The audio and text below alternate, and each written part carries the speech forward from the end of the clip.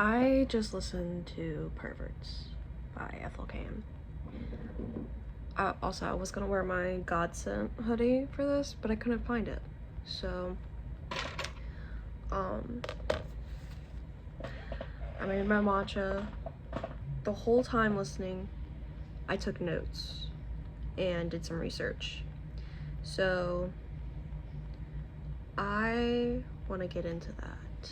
So I don't even think I'm going to edit this video, if I'm being honest. I feel like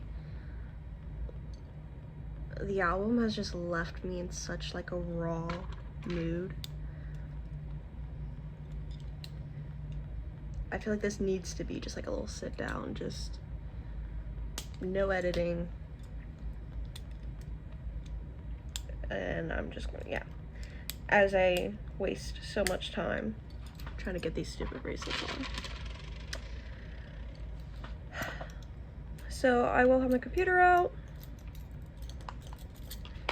and we're gonna get this started because holy shit, Hayden, you beautiful mind. I don't even know what to say. Okay.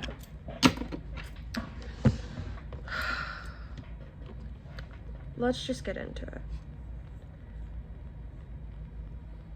So the album is called Perverts. If you're not familiar with ETHEL CAIN's work, it's very dark. But it's not dark to be dark. It's telling a story or explaining. It's I don't even know. And I'm not even like being dramatic and being like, oh, it's so just like poetically beautiful. It's just amazing. Like, I have never found a person, an artist, a celebrity, anybody who can voice the thoughts I've had. Or not just thoughts, but experiences, and put them into just straight poetry. I don't even know. I'm just so obsessed. Like, saw her live in NOLA last year. It was a religious experience. So let's get started. The first song is album title Perverts. It is 12 minutes and 4 seconds. Oh wait, let me open up my notes because I took lots of them. And I will try to like be quick. I don't want to take forever, but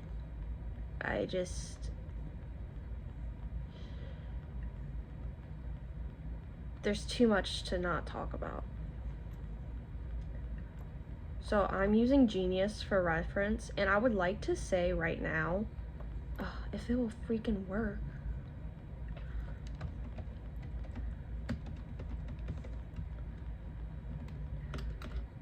This is not my accurate interpretation of the album and the songs. I am going off of what Genius says, but I'm also giving more of a personal take on the lyrics. So this is very just genuine and just personal. This is not necessarily me, like with Preacher's Daughter, we know the story.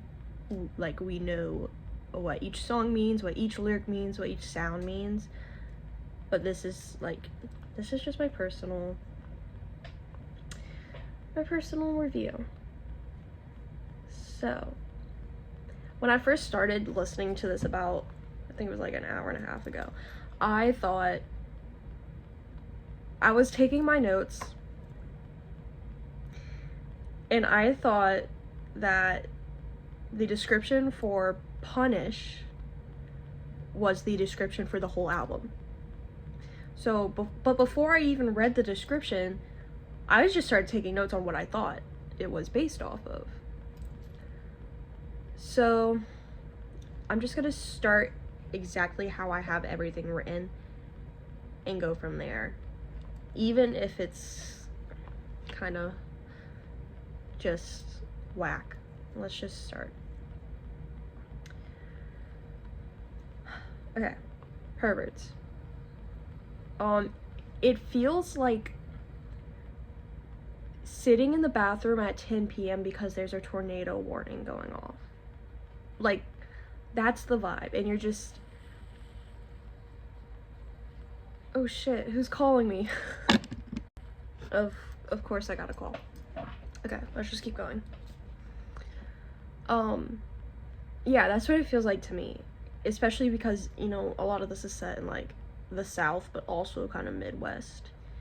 And in the South, I grew up not really taking tornado warnings seriously, but, you know, sometimes we had a hole up in the bathroom, and it was kind of scary. There are like scary moments, and that's kind of what the song feels like. It feels like you're not necessarily like knowing, like you're almost like, God, please save me, like please help me, like don't let us, like no damage. Like, it's, I don't know, that's just the vibe I get from the song. My favorite line, my favorite verse, my favorite lyric, heaven has forsaken the masturbator. This gets touched on with future songs. I didn't really take any notes about why that was my favorite, but before I realized the meaning of the song, it's just such like it's God forsaking you for such a simple pleasure. Like, and I know that, like, I'm not gonna get into a whole bunch of Christian stuff and deconstructed thoughts, but it's just like,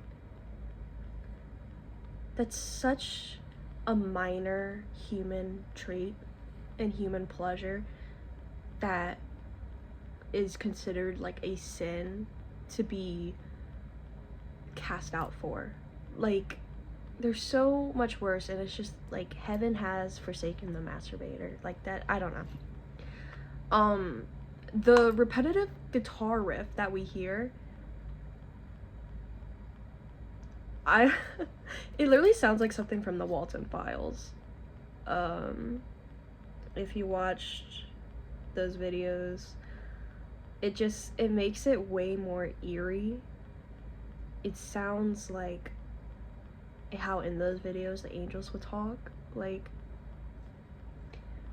that's just the vibe I got. Now, the second song, Punish. So I had already started writing notes for this, and then I realized the meaning of the song, and I was like, oh shit.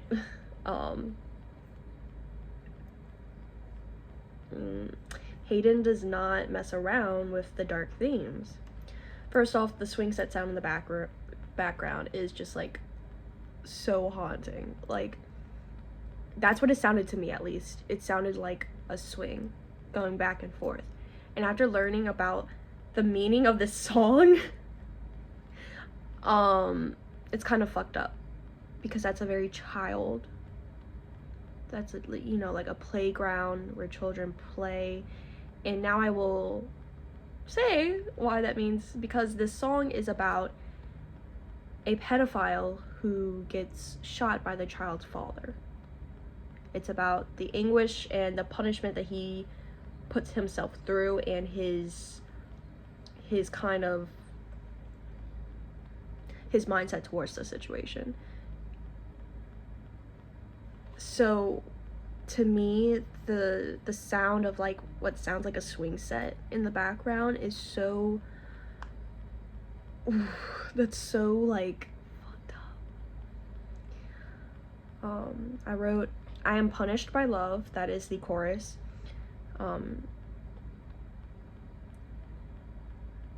It's such a deep statement, because we hold love to such a high standard, and it's almost like enlightenment. It's like, oh, once I find love, you know, I can do whatever, or I can live life and with the person I love.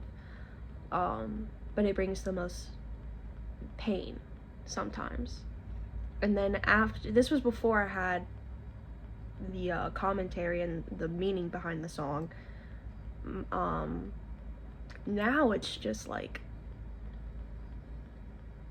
this pedophile thinks that love is like, you know, oh, I love this child, and love is just, you know, supposed to be just so good, and no matter what it is, but I'm being punished for it. Like, I'm punishing myself for this, or others are punishing me for this. God. Only God knows, only God would believe that I was an angel, but they made me leave. When were you an angel? It's almost like he's saying, like, I wasn't in the wrong. Like, this was pure, this was love.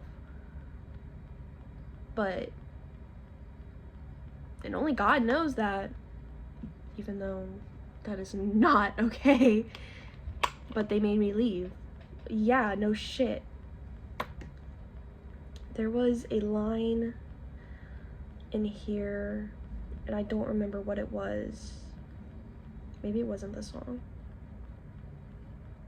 Okay, next song. House of a Psychotic Woman. In Genius, they did note that E and A are the only letters missing from that title. And sorry, the lighting is weird.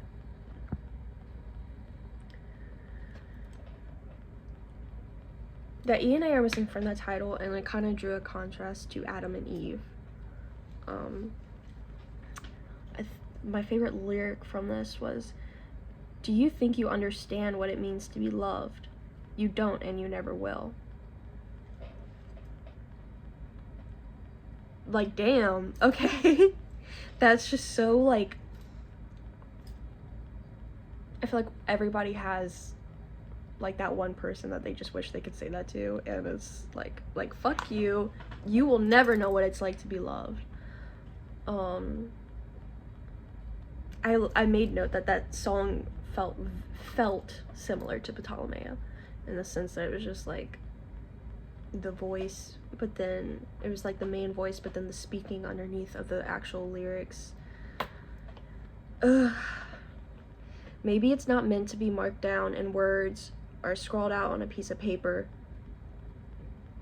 The idea to me that it's like so perverse that it just shouldn't even have the right of being written down, which is such like a personal thing. Like, you feel like, oh, I can write down my deepest and darkest secrets, you know, like when you really want to tell somebody, but you just write it down, and it's almost like a comfort. It's like, even that, it's like there's something just so incorrect, perverse, evil, just something so unsettling that you just, it's not even meant to be written down. That's my take on that line. So I don't remember. Let me see if there was a note about that line. No, there wasn't any notes about that, but that line really stuck out to me. The background, oh yeah, so the background, I think it was like towards the middle or the end, it sounds like a heartbeat, like during like an ultrasound. Just my thoughts, I don't know, like a ba-dum ba-dum ba-dum ba-dum ba-dum. Vacillator? I'm definitely butchering that name. This, that word, it literally means like indecisive person. And you very much feel that with this song. It is basically my interpretation is just the indecisiveness of the narrator between wanting love and not, specifically with this person basically being like, you know, waking up one day and being like, oh, I love you, I need you, I will harm myself, I will put away my needs for you, and then waking up the next morning and being like,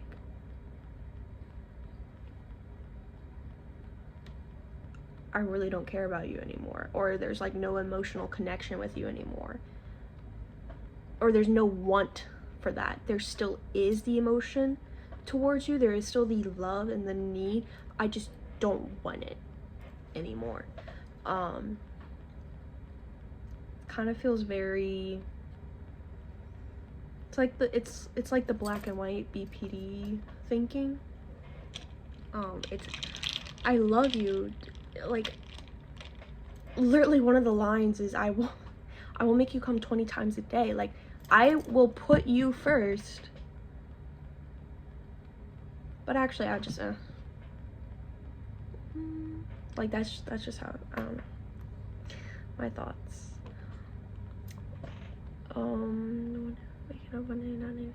Close the door, let me in. Like, you can't get more blunt about your thoughts than that line. Close the door, push me away, but wait, please let me in. Like, please just love me. Oh, and the percussion, I noticed this from the start, and I didn't realize it was percussion until it had rhythm. It sounded like doors slamming shut.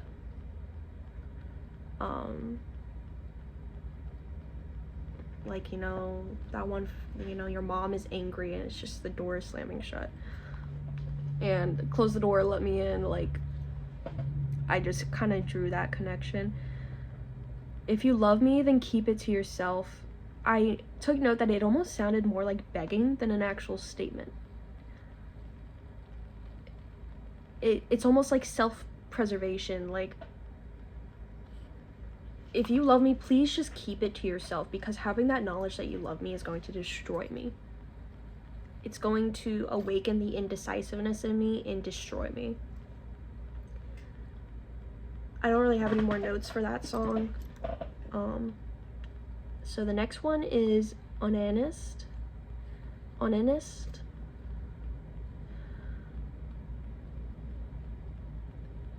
This song, I have quite a few notes, so let's just see.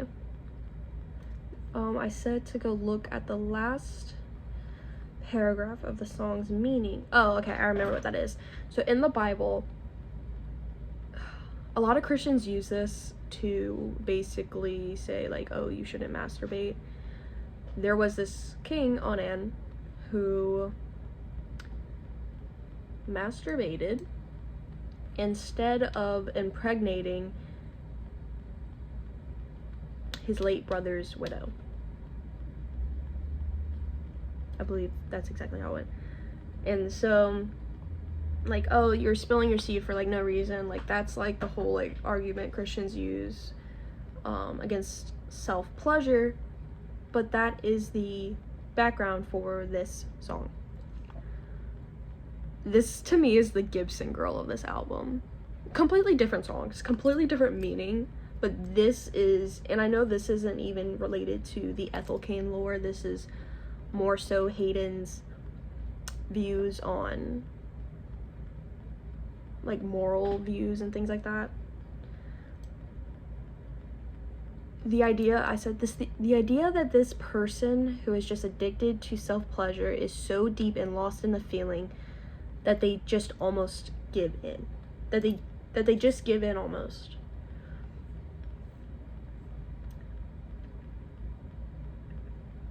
They, like, let me just keep going. The line, I want to know love, almost like they are so desperate to know that they are, what love is, what it feels like, that they are willing to show it to themselves, even if it means losing God or losing his hand in your life, like, or almost marring how God sees you. Whoa.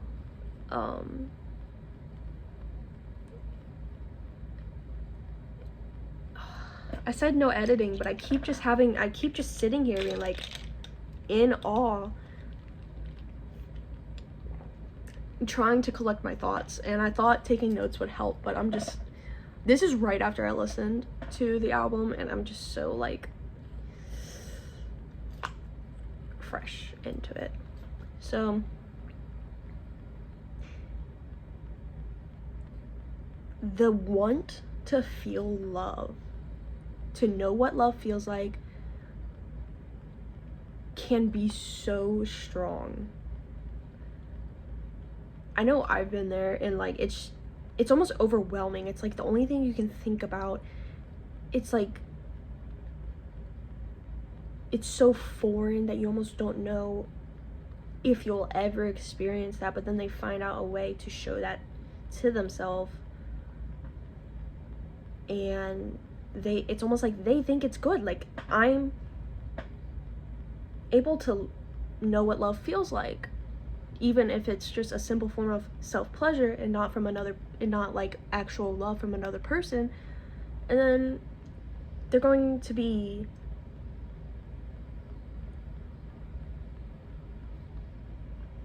like cast away from God for that.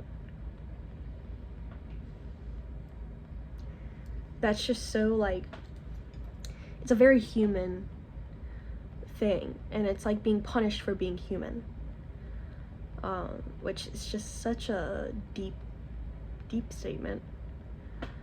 The last part, the outro, is just repeated, "It feels good." The way it is sang or said, I don't remember, in the song almost feels like it's a dying statement. Like they are on their last breath and they are dying because of this. Like they're doomed. They're going to hell because they lived their life showing themselves love when they couldn't get it. Now they're reaping the consequences, but their last dying breath, they're saying, "It feels good." It's like there's no remorse for showing themselves the love they never knew from another person, another being, another thing. Oh, I think this might be my favorite song, like, that I had notes from. Like, my favorite, like, the lines in the song. Okay, so then there's Pole Drone. Pole Drone kind of threw me in for a loop. The next 3 songs, like Pole Drone, Etienne, and Thatarchia? I'm definitely messing up the pronunciation, but they all kind of felt very similar to me. My favorite line from Pole Drone was, "I'm sure that hell must be cold." I have heard so many interpretations of hell. I have heard so many stories of people dying, going to hell, coming back. I've never heard anybody have the idea that, or say the interpretation that hell must be cold. Because I feel like we just say that, oh, hell is hot. Hot equals fire, fire equals torture. But the cold can be just as torturous. This is kind of silly, but I was actually, when I heard this line, I thought of at the end of The Shining, when Jack is frozen in the snow. It can be just as torturous as fire. I just liked that line. It was a new insight. Like, I've never heard that before. So it's just like crazy that Hayden thought of it. I don't know. I want to know what God knows, and I will be with him. Correlation to Adam and Eve. Eat of the tree. Eat the forbidden fruit, and you will be like God. But this is, I want to know what God knows, and I will be with him. I didn't have any notes about that. I just really liked that line because it drew another correlation to Adam and Eve. Let me tell you how much I've come to hate you since I began to live. This is such like a dramatic expression of emotion. And I kind of drew the comparison towards when I deconstructed, it's like, I don't have a hatred towards the idea of God. I have a hatred towards the people who had a twisted idea of God and ruined people's lives. And to me, that's just like, let me tell you how much I've come to hate you since I began to live. It's like, I'm free now. I'm living my life. I'm content. I'm free, even though like some people would consider me bound to sin and lost. But it's like, I've come to hate you since I began to live. And then the rest of the song, oh my god, it was just so haunting and disturbing. The strings, like, it was crazy. And then the next song, Etienne, I don't know if I'm pronouncing that right. It's more of a bridge between songs. It's another instrumental almost. It's beautiful, and I really feel like it was needed after Pull Drone, because Pull Drone was just so dark, like the end of it. But there's a spoken outro, so that's the difference between this and the next song. This one has a spoken outro at the end, and I will read it. I believe this was no, this wasn't a pastor saying. I don't remember. I'll have to look that up. So he decided the best way to end his life was to have a heart attack. He thought he could induce a heart attack by running a very fast way for a sizable distance, going as far as he could until he dies. So he set out to run as hard as he could. He ran and he ran until he was exhausted and he collapsed, but he didn't die. So the next night he tried the same thing and he ran again, and he still didn't die. So he tried again the third night, and then the fourth, and then the fifth, and then this had been going for a week. He felt so good that he didn't want to kill himself anymore. Imagine trying so hard to hurt yourself that you form a good habit, and then now you're like, I don't want to die. I just found that very funny. Not even funny, it's a crazy concept, and I don't know, I just really liked it. The next song, Thatoricia, I'm so messing that up. I don't have any notes except for very haunting. It kind of reminded me of Emerson Beret from Palais Royale has this album or band called like Alistair, and it's a lot of classical music and it can be very haunting, and it kind of reminded me of that. Amber Waves. Ooh, the last song was very dark to me because it's so hopeless. So Amber is the personification of love cast aside to get high. And that is something that this is stated by Hayden on her Tumblr. That this is what it means. Days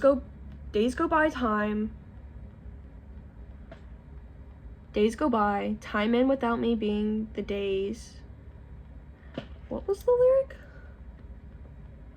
Days go by, time on without me, I'll be alright. She's so numb from drugs that she doesn't know what day it is. It's just going by. A day turns into a week turns into a month. She's still high, she's just living life, and she's just coping like, I'll be alright, it'll be fine. It's just a very sad idea, because it is a reality for a lot of people. Staying high as to not deal with the pain of the world. They feel like they like the high, they fall in love with the high, and they never turn back. And the worst pain is the self-awareness. The song is so self-aware. She's aware of what she's doing to herself. She's telling herself she will be all right. She doesn't want to have to deal with all the other feelings. So her only option, or the only option that she feels, is she has to stay high. She just can't deal with life with any other mindset. And so it's got to be all right, because that's the reality. One line I liked, okay, I'll just read the whole. It's verse 2. I still kick rocks when the walking is good, and pretend at the chain link that I am the wood. As I am leaning my head back, saying, take me, I ain't gonna scream, yet here I am empty, watching love of mine leave. Like, she's just waiting to go. And that's so sad. But like I said, it's a reality, and that I feel like that's what makes it even worse. So this video is already going to be so long, and I'm not editing it. So I'm just going to leave it here. Ethel, Hayden, your mind is so amazing. I wish I could come up with this. Like, I wish I could express my thoughts and my feelings the same way she does.